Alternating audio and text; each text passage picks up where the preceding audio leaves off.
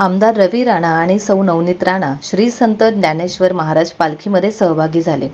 पाऊले चालती पंढरीची वाट असे चालत चालत शनिवार दिनांक 13 जुलै रोजी आमदार रवी राणा आणि माननीय खासदार सौ नवनीत राणा हे महाराष्ट्राचे आराध्य दैवत श्री विठ्ठल रखुमाई चरणी नतमस्तक झाले।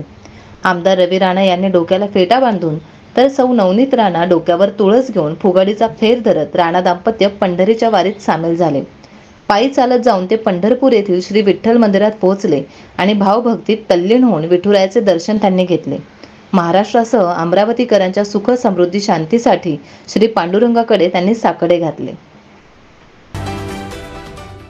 VPL यूट्यूब चॅनलला लाईक करा, सबस्क्राईब करा आणि बेल आयकॉनवर क्लिक करायला विसरू नका।